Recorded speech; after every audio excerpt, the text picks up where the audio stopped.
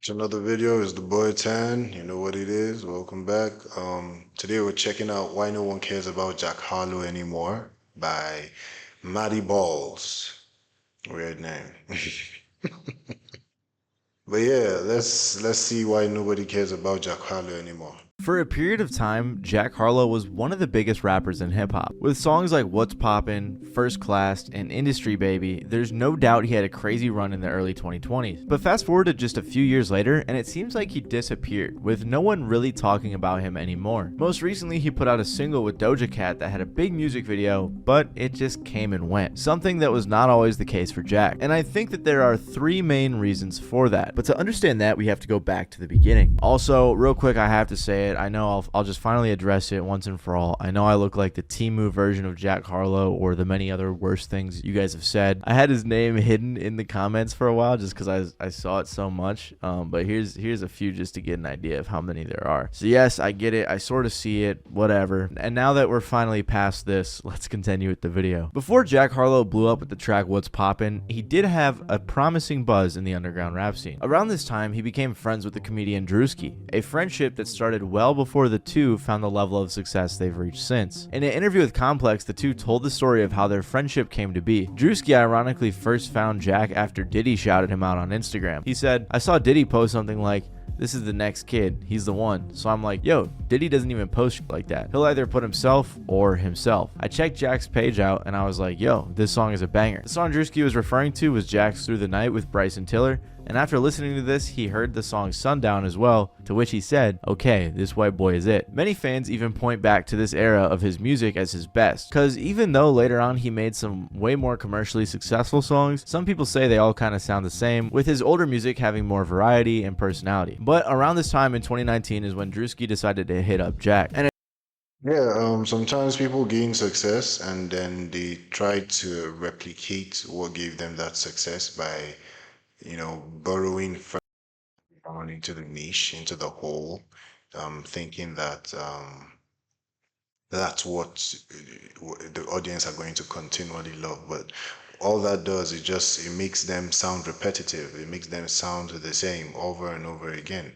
And they're so desperate for that initial success again that they can't even fathom branching out or doing something different. And the thing is, once you understand that people love you for you, like it was doing you that brought the success, and doing you will bring success later on. Like, you don't want to now stick to a certain thing or a blueprint simply because that's what you blew up of. Like, I understand that, there's some logistic to it. There's some, calculation that, okay, the audience probably wants more of this. And you can do more of that without necessarily being repetitive.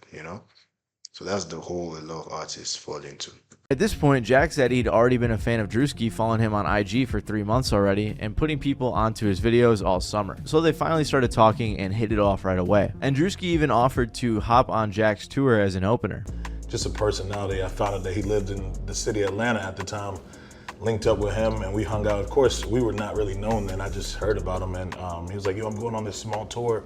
And I went on tour with him. We were on a bus with like a whole bunch of people. We were showering at truck stops, just, crazy stuff. But it just, we stuck through it and pushed through, even through all the struggles through that. And we used to have these talks on the tour bus, like, yo, when we make it, like, we're gonna go big, man. Like, we used to really like lock in, like, late at night and be like, bro, I can't wait. Like, we just had all these goals that we would talk about. And it's crazy to see both of us transcending and just going up now. It's just like wild to watch, man. Drewski and Jack agree that the reason they get along so well is that they both had a very similar life goal. And while they worked in different industries, their social media overlap led to them grabbing the world's attention around the same time.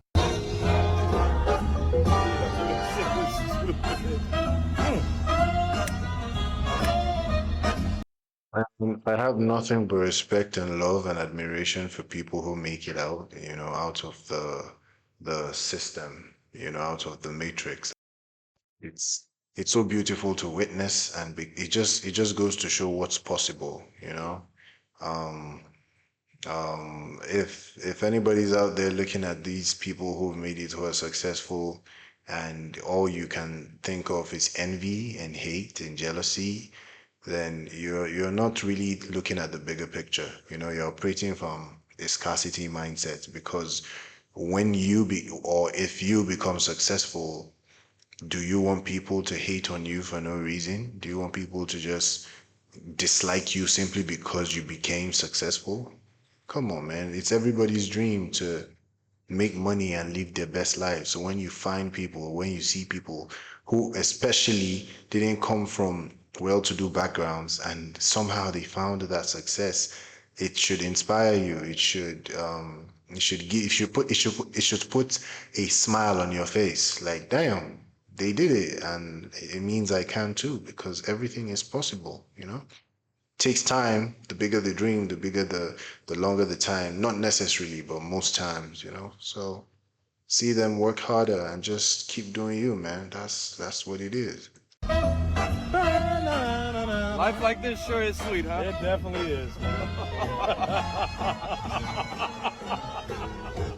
Another funny thing is that the two were pretty competitive because neither of them said they wanted to be the broke friend. Drewski even said that when What's Poppin' came out, Jack shot through the roof. He had money coming in, but he was such a good friend. He would pay for shit and just be like, yo, I got it. So now that I'm where I'm at, I tell him, I got it, I can pay for it now. And their joint success even brought in business ventures together, like the unscripted Call of Duty Warzone trailer they featured in. There's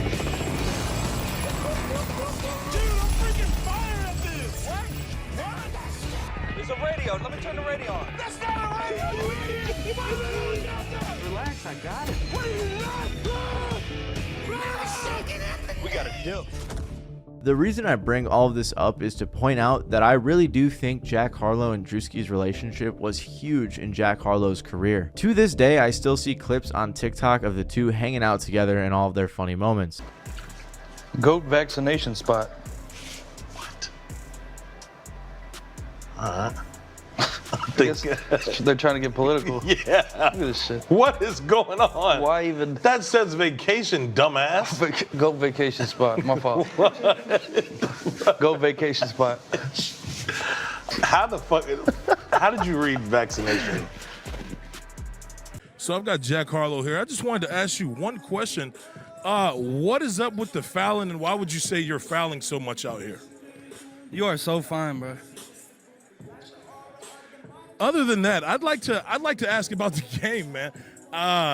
You're really persistent. You're a great guy. What are you looking at? When are we gonna talk Kyrie? We are not going to talk about that. We can talk about some more questions, though. Talk about real shit.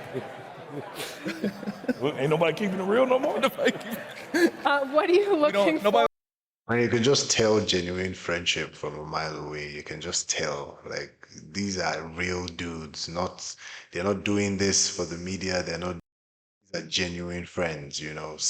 Just like Bilu and Zias.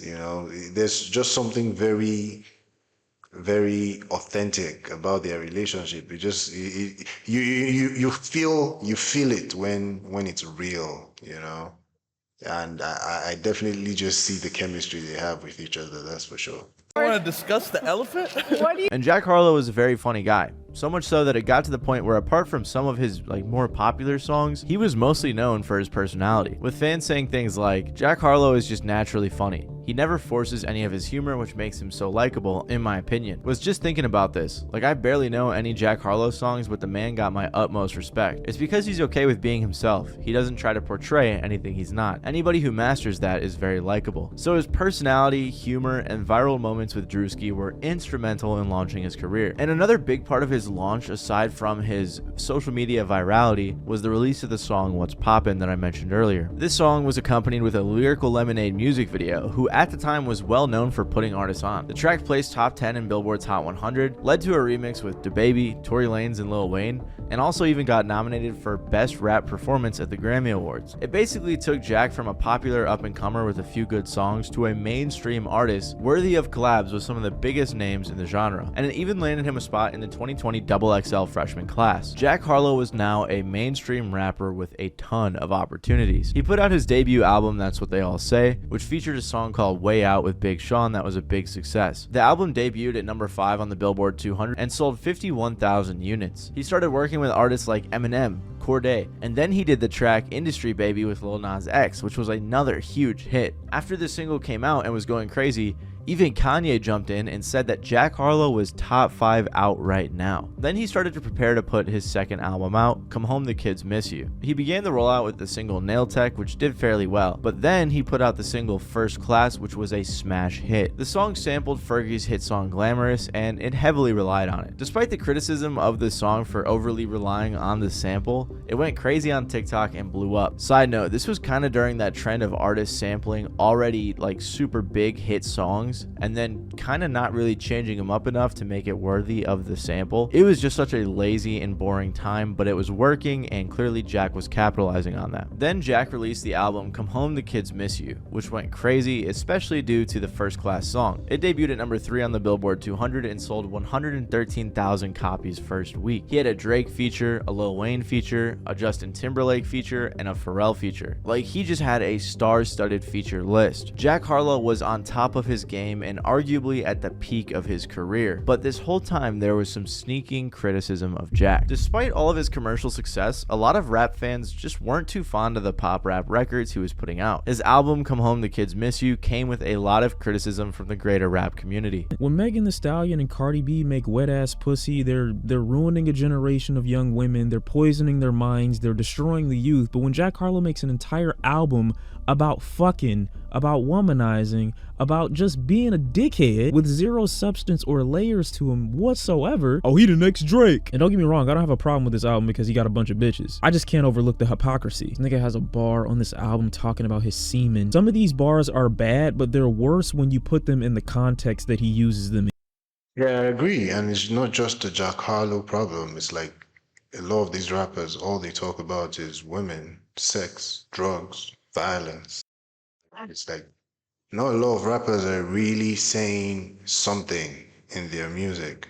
Not a lot of them. Like a lot of rappers just repeat the same, concept, the same storyline over and over again, just different beats, different ways of saying it, but the same topic, it's the same thing. There's nothing new.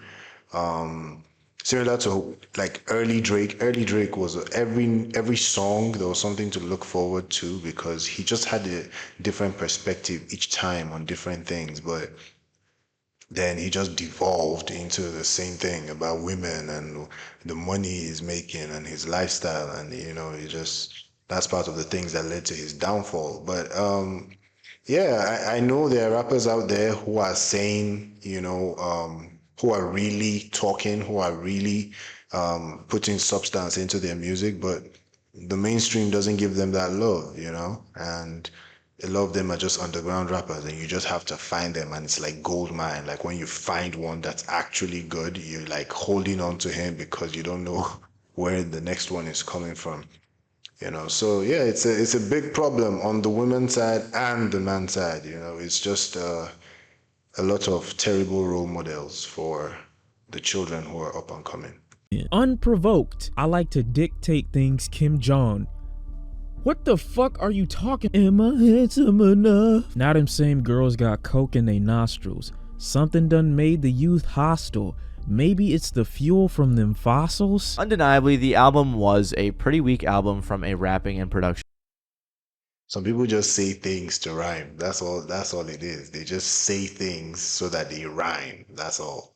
standpoint. Like, it was far from groundbreaking. The album also received mixed reviews from critics, but honestly the place that I saw the most hate was on Twitter, and they were pretty ruthless. In the span of just months, it went from people talking about how everyone loved Jack Harlow to every single outlet talking about how much hate he was getting online because of this album. People were saying things like, the Jack Harlow push was crazy. He received a sneaker deal, was on every magazine cover, was on every talk show, did SNL, tried to sing, and in return, he dropped a mid-album in between Future and Kendrick Lamar. You can tell the industry is pushing him very hard to be the next pop star. Jack pushes zero boundaries in his music.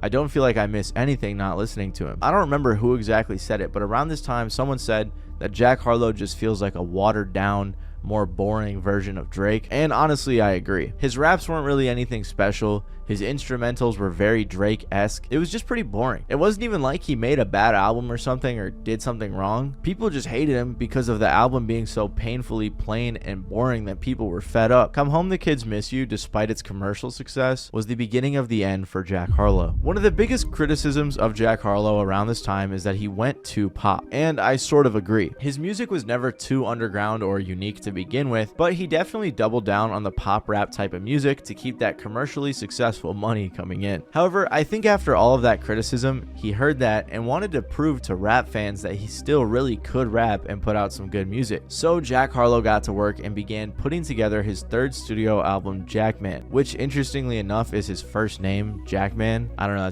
that's just a strange name to me. Normally it's like Jack or Jackson or something, but I guess. Isn't Wolverine called Hugh Jackman? I'm sorry, don't flame me. Don't flame me in the comments, please. I just always thought that was that. I know it's a weird name, but like people have that, right?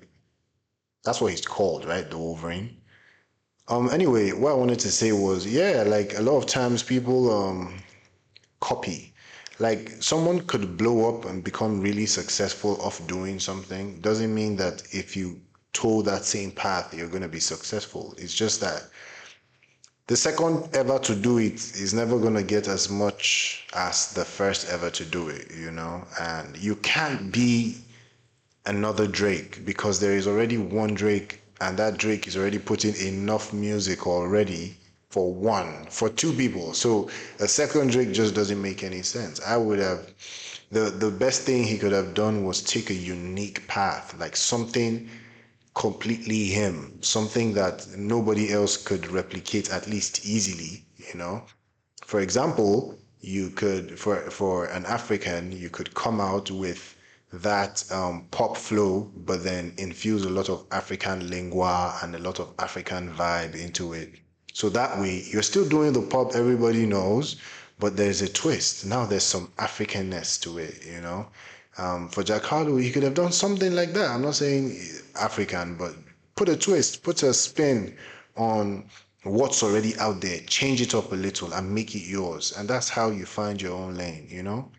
But yeah. Anyway, it was somewhat of a surprise drop with not much of a rollout, and the album cover gives off a vibe of being back home as it was shot in Louisville, Kentucky, and the cover just made it seem like he was going to try to go back to his roots. And he did, as he put out a fully fledged rap album with 10 cuts featuring soulful loops and boom bap production to prove he's a real artist. On this project, Jack tried to get deep and introspective, which did woo a few rap fans, but not enough. Hip Hop DX said, "Alas, despite the attempts of introspection, there's not enough to redeem this record. Jackman is the album version of listening to the kid in class deliver a book report about a novel he didn't read, but wants the class to think he's an expert on." So Jack Harlow made another misstep. He tried to appeal to a more niche audience after all of the criticism, but it didn't really hit like that hard for the rap fans. Of course people liked it, but you know, they didn't love it. It wasn't some Kanye stuff. On top of that, it did worse commercially because it was less poppy than his other music. So he really did miss both crowds, which resulted in less streams. The album debuted at 8 on the Billboard 200 and sold 33,000 units first week, which was weaker than both his debut and sophomore project. The idea that him trying to rap and get all deep not working can be seen very clearly when right after this album came out and didn't do well, he put out another pop rap type of song called Lovin' On Me, where he sampled Whatever by Cadillac Dale. Going back to the first class style of pop rap songs, he debuted at number 2 on the Billboard Hot 100. This song also went crazy on TikTok, with a sample being probably the catchiest part about the song. And what's actually really funny is this song, to me at least, sounded very similar to The Motto by Drake. Just listen to like the first 2 seconds of each song.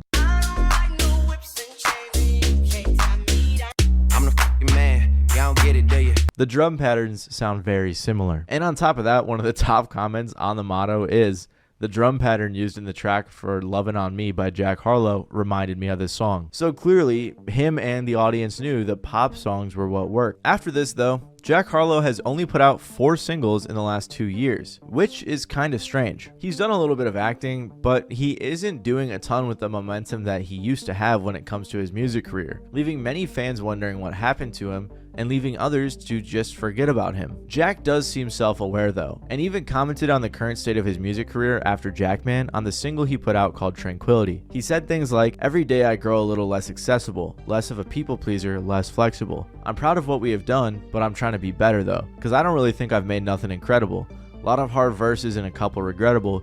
As far as big records go, yeah, I got a few of those, but I ain't done nothing indisputable." Clearly, he's heard what all of the fans have said, and he seems to have a similar perspective. He seems to think, yes, I've made some decent songs, I made the pop rap song. There's nothing more powerful than somebody who can be brutally honest with themselves. That's one of the hardest things to do. You can lie to everybody, and it's easier even lying. It's the easiest thing to do, lying to yourself.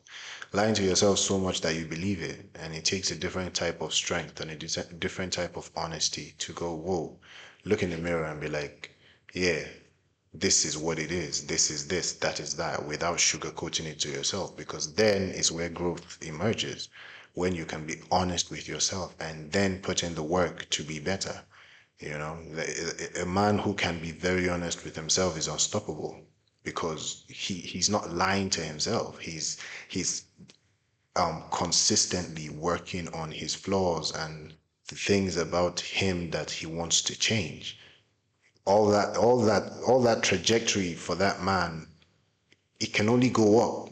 It can't go down. I mean, there are dips, but it comes back up. But for the most part, it's trending upwards. For somebody who can be genuinely honest with themselves, no sugarcoating it, just being very real with yourself in the mirror. It's amazing. I've done well commercially, got some hits, but I haven't put out an album or a project or even a single that is groundbreaking. He hasn't pushed the needle at all. And all of this brings us to his most recent single, Just Us, featuring Doja Cat. Like I said earlier, the song kind of came and went, and most of the discourse was over the music video where it looked like him and Doja were in love, which is especially noticeable or important because of this clip of the two of them on an Instagram Live a few years ago. Ah, I see you, Doja. Come on in here. Yo, I need to charge my phone. I need to talk to you for a second. My wig is coming up. All right, I gotta go. Thanks for this. Love you. Oh man, I've had a crush on her for months. Yeah, baby.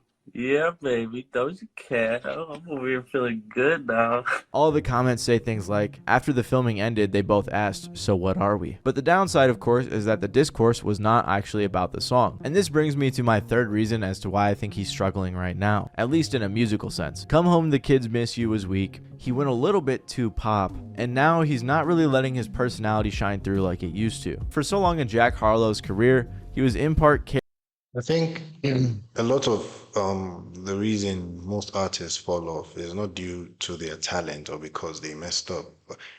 Because there wasn't sufficient planning. Because as much as music is entertainment, it's entertainment for us. For the artist, it's business, you know?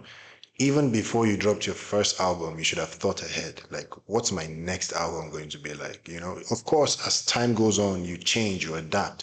But for the most part, you have a plan, you have a framework that you're following. You know what you're gonna do for PR. You know how you're gonna present yourself to the audience. You know, your first album is experimental. You know, you can be yourself on that album, but everything after then has to be a little, as much as you still want to be authentic, there has to be a little planning involved, no matter how little. You have to really think, okay, where do I want to go with this? Where do I want to go with my music? Who do I want to be? Like, what do I see myself being in 5 years, commercial wise and impact wise, to my audience? You have to think, you have to really sit down with your team and go, okay, what's the move? Like, what are we going to do? And then it all is entertainment to the audience, but for you, it's strategic. You're intentionally making moves, saying certain things, putting certain things in place, doing certain songs because you have a plan. You know where it's leading to.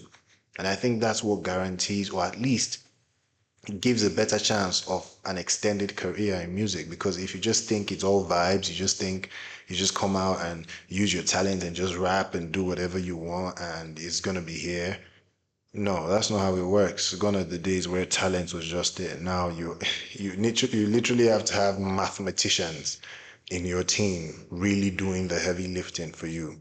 All you have to do is be creative, but you definitely need to have a vision for your career and a plan, not just, oh, drop the next single and make some money, you know what I'm saying?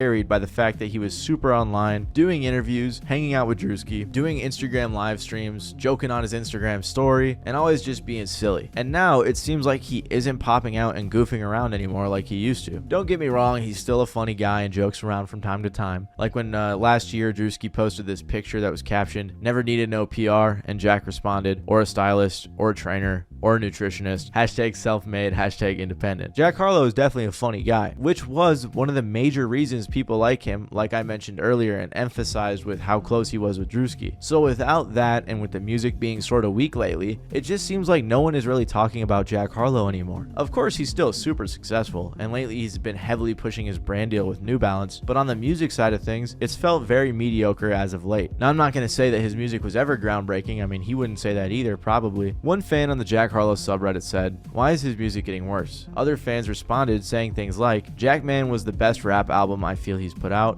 but given it doesn't do any hit streaming numbers, it's likely Jack tried to switch things up as music is still a business. My issue is all 4 singles so far seem to have no connection to each other." Another said, "It's like he's pulse checking. He's releasing things that have been in his drafts and trying to see what works." That's in reference to the 4 singles he's put out, because none of them have the same type of vibe. Another fan said, "I accepted after Jackman came out that we probably will never get 2017 to 2020 Jack ever again, but at least we got to experience it at all." Jack Harlow still has potential to make good music. I mean, he already has the platform. He knows what works and what doesn't. Now it's just up to him to decide what he wants to do. I also think he should get out there more like he used to. Like, I'm surprised he's never been on Kai Cenat's stream or hung out with Drewski when he was on there.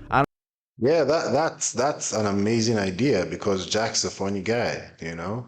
He's a funny guy and he's definitely stream quality, you know. He's the type of person to put on a stream and have the audience be engaged and involved. So I definitely think a collab with Kai would really be the move.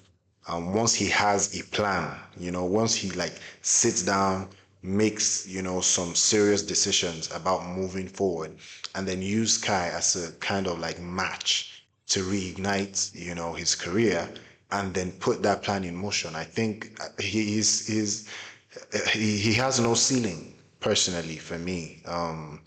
He could be as big gets because he has the talent, he has the looks, and he has the style to make it work. It's just all he needs is planning and consistency in a certain type of thing. Like if you want to go pop.